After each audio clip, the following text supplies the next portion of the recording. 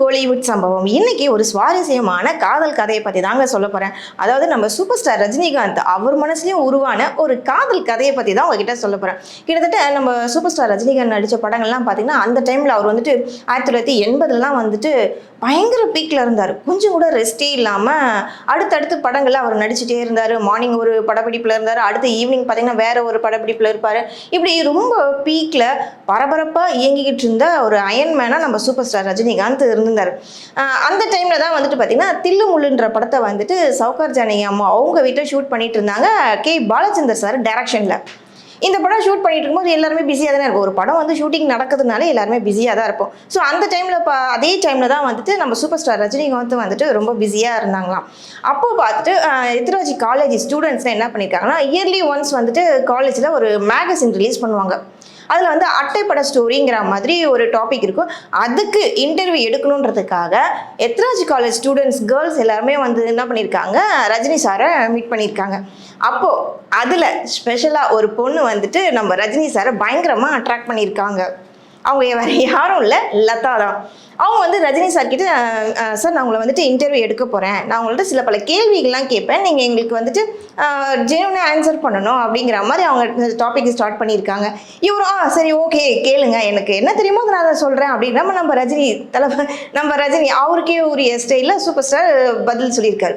அப்போ லதா என்ன பண்ணியிருக்காங்க, நீங்கள் இந்த ஃபீல்டுக்கு எப்படி வந்தீங்க, என்னாச்சு, இந்த மாதிரி ஆஸ்யூஷுவல் நார்மல் கொஸ்டின்ஸ் கேட்பாங்கள்ல, இந்த மாதிரி கேட்டுகிட்டே இருக்கும்போது ஒரு கட்டத்துக்கு மேலே வந்துட்டு உங்களுக்கு எப்போ மேரேஜ், நீங்கள் எதிர்பார்க்குற பொண்ணு எப்படி இருக்கணும், நீங்கள் எப்போ மேரேஜ் பண்ணிக்க போகிறீங்க, நீங்கள் எப்போ எதிர்பார்க்குற பொண்ணு எப்படி இருக்கணும் அப்படின்ற மாதிரிலாம் கொஸ்டின்ஸ் கேட்டிருக்காங்க. இவர் ஒரு நிமிஷம் என்ன பண்ணியிருக்காரு, ஜஸ்ட் யாராலும் இந்த கொஸ்டின் கேட்கணும், ஒரு டக்குன்னு ஒரு செகண்ட் ஒரு ஸ்பார்க் வரும் இல்லையா, அவங்க வந்துட்டு எனக்கு நான் எதிர்பார்க்குற பொண்ணு கிடச்சிச்சுன்னா கண்டிப்பாக நான் கல்யாணம் பண்ணிக்குவேன், ஹோம்லியான கேர்ளாக இருந்தால் ஷுவராக பண்ணிக்குவேன்ற மாதிரி கேட்டுருவேன். ஹோம்லியான கேர்ள்னா எப்படி அப்படின்னு அவங்க வந்து திரும்ப மறுபடியும் ஒரு கொஸ்டின் கேட்டிருக்காங்க. Latha student, Latha college student Latha. உடனே தலைவர் என்ன பண்ணியிருக்காரு, நம்ம ரஜினிகாந்த் தான் என்ன பண்ணியிருக்காரு, ஒன்றும் இல்லைங்க, ஃபார் எக்ஸாம்பிள் உங்களை மாதிரி ஒரு பொண்ணு, குடும்ப பாங்கான ஒரு பொண்ணு கிடச்சா, அதுவும் நல்ல நீங்கள் அறிவாக தெளிவாக ரொம்ப அழகாக பேசுகிறீங்க, உங்களுடைய நாலேஜ் ரொம்ப நல்லா இருக்கு, உங்களை மாதிரி ஒரு பொண்ணு கிடச்சா கண்டிப்பாக நான் கல்யாணம் பண்ணிக்குவேன்ட்டு டேரெக்டாகவே சொல்லிட்டாராம். இதுலேருந்து என்ன தெரியுமா தெரியுது, நம்ம சூப்பர் ஸ்டார் ரஜினிகாந்த் வந்துட்டு எந்த ஒரு விஷயத்தையும் ஒளிவு மறைவு இல்லாமல் மனசில் பட்டதை ஓப்பனாக பேசக்கூடிய டைப்புன்றது நம்ம எல்லாருக்குமே தெரியும். ஸோ அதே மாதிரி தான் தன்னோட காதல் ப்ரொப்போஸலை ஓப்பனாகவே லதா அவங்கக்கிட்ட ப்ரப்போஸ் பண்ணியிருக்காரு. அவங்களும் வந்துட்டு அந்த டைமில் எதுவுமே ரியாக்ட் பண்ணலை. அவங்க என்ன பண்ணியிருக்காங்க, ஓகே அந்த இன்டர்வியூலாம் முடிச்சுட்டோன்னே ஆஸ்யூஷுவல் வீட்டுக்கு வந்து போயிட்டாங்க. இன்னொரு விஷயம் என்னென்னு பார்த்தீங்கன்னா, ஒய்ஜி மகேந்திரன், நடிகர் ஒய்ஜி மகேந்திரன் வந்துட்டு பார்த்தீங்கன்னா நம்ம சூப்பர் ஸ்டாரோட ஒரே நெருங்கிய நண்பர். அது நம்ம நிறைய படத்தில் அவர் கூட நடிச்சிருக்காரு, நம்ம பார்த்துருக்கோம் இல்லையா. இன்னொரு விதத்தில் பார்த்தீங்கன்னா லதாவுடைய அக்காவோட ஹஸ்பண்ட் தான் ஒய்ஜி மகேந்திரன். ஸோ இவர் ரஜினி வந்து டேரெக்டாக அவர்கிட்ட ஒய்ஜி மகேந்திரன் சார் கிட்ட சொல்லியிருக்காங்க, இந்த மாதிரி எனக்கு ஒரு பொண்ணை பிடிச்சிருக்கு, அந்த பொண்ணு பேர் லதா, அதை கல்யாணம் பண்ணிக்கலாம் இருக்கேன் அப்படின்னு. இவர் வந்துட்டு லதா வேற ஒரு நடிகை இருந்தாங்கல்ல, சீனியர் நடிகை, அவங்கள நினச்சிட்டாராம்.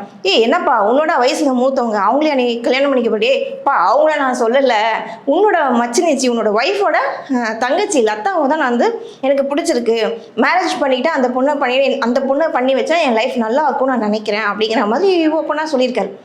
ஸோ நண்பர் இல்லையா ஒய்ஜி மகேந்திரன் சார், அவங்க வந்து ஃபேமிலியில் பேசியிருக்காரு, இந்த மாதிரி இப்போ பீக்கில் இருக்க சூப்பர் ஸ்டார் ரஜினிகாந்த் வந்துட்டு நம்ம பொண்ணு மேலே லதா மேலே ஆசைப்படுறாரு, கல்யாணம் பண்ணலாமா அப்படின்னு அவங்க வீட்டுக்குள்ளார பேசியிருக்காரு. அவங்க வீட்டில் இருக்க முக்கியமானவங்கள்ட்டலாம் பேசியிருக்காரு.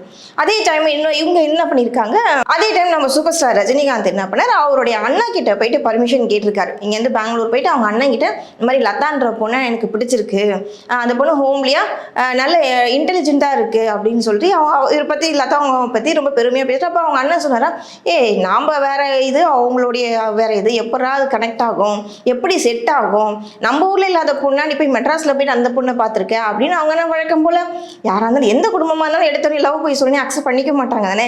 அதே மாதிரி தான் சூப்பர் ஸ்டார் ரஜினிகாந்துக்கும் நடந்திருக்கு. அவங்க அண்ணன் வந்து ஃபஸ்ட்டு எடுத்தோடனே அவர் வந்து அக்செப்ட் பண்ணிக்கலாம். இவர் வந்துட்டு இல்லை பண்ணால் அந்த பொண்ணை தான் நான் கல்யாணம் பண்ணுவேன் அப்படின்னு இவர் ரொம்ப பிடிவாதமாக இருந்திருக்கார் நம்ம சூப்பர் ஸ்டார். சரி ஓகே, நீ இவ்வளோ தூரம் கான்ஃபிடென்ட்டாக பிடிவாதமாக இருக்க, சரி வா அந்த பொண்ணை போய் பார்க்கலாம் அப்படின்ட்டு இங்கே சென்னைக்கு வந்திருக்காங்க. அவங்க லதாவை பார்த்தோன்னே அவங்க அண்ணனுக்கு பிடிச்சிருச்சு. சரி ஓகே, நம்ம தம்பிக்கு ஏற்ற நல்ல பொண்ணு தான் அப்படிங்கிற மாதிரி அவருக்கும் ஓகே ஆயிடுது. அதுக்கப்புறம் அவங்க லதா வீட்டில் ஃபேமிலியில் வந்துட்டு எல்லாருக்கிட்டே பேசணும்னா அவங்க ரஜினிகாந்தை பார்த்துட்டு ஓகே, ரெண்டு குடும்பமே வந்துட்டு இரு குடும்பத்தார் சம்மதத்தோட இந்த காதல் திருமணத்தில் போய் முடிஞ்சுது. 1981 பிப்ரவரி 26 இவங்களுடைய மேரேஜ் திருப்பதியில் நடந்திருக்கு. திருப்பதியில் தான் வந்து கல்யாணம் பண்ணணும் அப்படின்ற மாதிரி நம்ம சூப்பர் ஸ்டார் ரஜினிகாந்த் வந்துட்டு ரொம்ப எதிர்பார்த்துருக்காரு. ஏன்னா தாலியை கூட அவர் எப்படி கட்டினாருன்னா, இவ்வளோ வசதியான ஒரு சூப்பர் ஸ்டாரு, தமிழ்நாட்டு மக்களே இவர் பின்னாடி இருக்காங்க, அவ்வளோ பெரியவர் வந்துட்டு சரடு மாதிரி போட்டிருக்கலாம், செயின் மாதிரி போட்டிருக்கலாம், அப்படிலாம் இல்லை. அந்த பாரம்பரியம் என்ன, கயிறில் தாலியை கோத்து கட்டுறது. ஆனால் அந்த மாதிரி தான் நான் அவளுக்கு கல்யாணம் பண்ணுவேன், தாலி கட்டுவேன் அப்படிங்கிற அந்த ஒரு விஷயத்தில் சூப்பர் ஸ்டார் ரொம்ப பிடிவாதமாக இருந்தாராம். தாலி எதுக்கு கட்டுறோம், கடவுள் முன்னாடி பயபக்தியோட மனசாட்சிக்கு பயந்து இவளை என்னோட துணைவியாக நான் ஏற்றுக்கிறேன் அப்படின்னு அந்த பயபக்தியோட தான் லதா அவங்கள கல்யாணம் பண்ணிக்கிட்டாரா ரஜினிகாந்த். இந்த விஷயம் பார்த்தீங்கன்னா கிட்டத்தட்ட இவங்க கல்யாணம் வந்துட்டு 1980 தான் இவங்களுடைய ப்ரப்போசல் நடந்திருக்கு. 1981 தான் மேரேஜ் நடந்திருக்கு.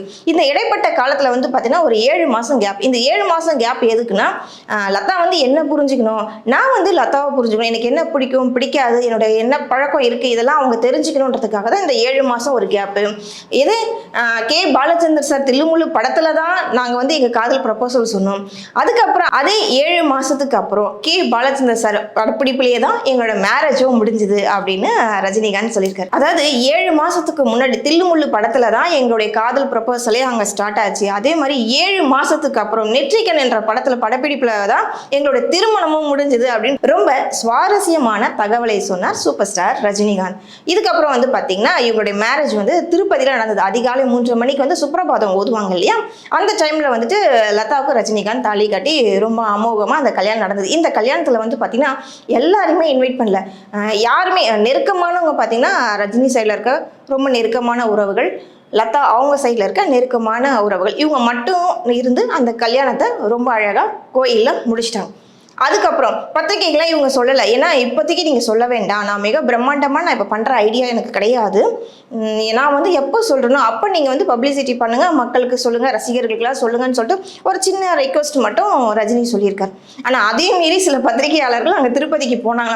ஆனால் இவங்க வராங்கன்னு வேறு ஒரு பாதையில் வந்துட்டு சொந்தக்காரங்க அனுப்பிச்சிட்டாங்க. ஸோ அங்கேருந்து வந்துட்டு சென்னை வந்துட்டு இவர் வந்து நெற்றிக்கன் படப்பிடிப்புக்கு போயிட்டார்.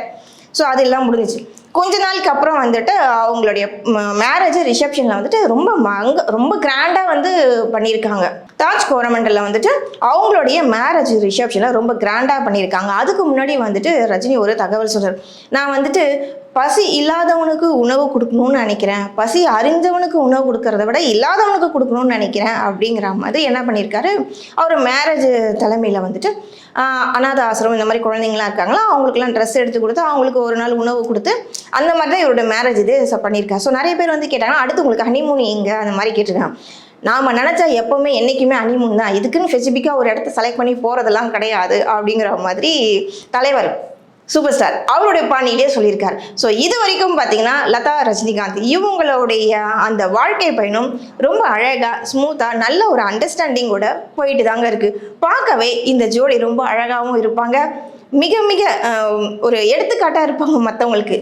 காதல்னா இப்படி தான், கல்யாணம்னா இப்படி தான், ஹஸ்பண்ட் எப்படி பார்த்துக்கணும், குழந்தைங்களை எப்படி பார்த்துக்கணும், அவங்களுடைய லைஃப் ஸ்டைல் எப்படி இருக்கணும், இப்படி பார்த்து தான் லதா ரஜினிகாந்த் அவங்களுடைய குடும்ப வாழ்க்கை ரொம்ப அழகாக சுமூகமாக போயிட்டுருக்கு.